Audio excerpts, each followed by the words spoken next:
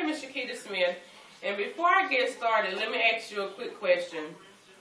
Have you ever thought about killing anyone? In 2008, approximately 1.21 million abortions took place in the United States alone. A lot of these pregnancies today among young American women are unintended. Also, me personally, I do not believe in abortions because who gives us the right to take a child's life? Abortion is the termination of a human pregnancy. Most of them are performed usually during the first 28 weeks of the woman's pregnancy. Approximately 1.21 million abortions took place in the United States in 2008. Out of those millions, about 18% of those pregnancies were with teenagers. A lot of these abortions happened just because it wasn't planned. And like a lot of us in the world today, it just happened. It wasn't planned. At least half of the American women will experience an unintended pregnancy by the age of 45. Me, myself, I had my only unintended pregnancy at the age of 23, and that was with my son. And me being a person that don't believe in abortions, I just had to deal with what came along with making grown-up decisions. Now I'm going to tell you a few reasons why some women do decide to have abortions.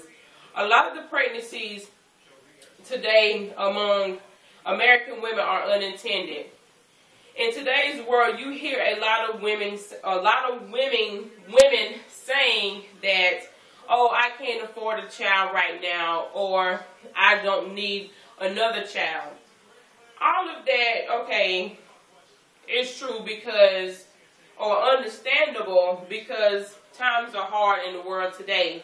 But me personally, it all boils down to you knowing the consequences that comes along with you out there having sex. Another thing you will often hear women say is, oh, me having a child will interfere with my job or my school or my education.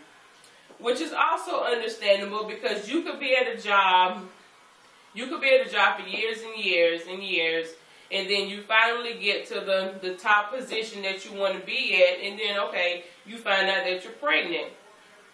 Pregnancy can interfere with that because you can have a crazy schedule, like you can have long hours, or you can be on call at any time. They just call you whenever they need you, anything like that. Another thing you might hear a woman say is, oh, I don't want to be a single parent. Of course nobody wants to be a single parent. Who really does? But, of course, a lot of people in the world today just having sex obviously aren't married. But when you have your boyfriend or your fiance or whatever he is to you, and y'all end up getting pregnant, or you end up getting pregnant, y'all end up breaking up, therefore you are a single parent. And once again, you're not thinking about the consequences that comes along with having sex. Now, these are my beliefs and thoughts on abortions. Me personally, I don't believe in them because, like I said earlier, who gives us the right to take a child's life? When women do decide to have an abortion, I don't think that they sit there and actually take the time out to think about the unborn child. By that I mean, like, okay, will it be a boy or a girl? What kind of life will this child have? What will the child look like? What will his eyes look like? His hair color? Will it look like mommy? Will it look like daddy? If you think about all that before you have an abortion, how can you still go through with that procedure? Me growing up in a Christian family, I was always taught that having abortions is wrong. And like I said earlier, who gives us the right to take a child's life? No one but God.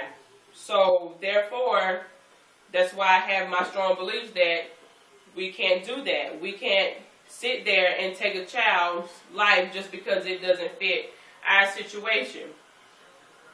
Another reason why I think women shouldn't have an abortion is because that's something that you cannot change. Once you go in that clinic and have that abortion, that's it. There's no coming back for your unborn child. It's not like, okay, you go in the clinic, have an abortion, you come out oh man, I realized that I made a mistake.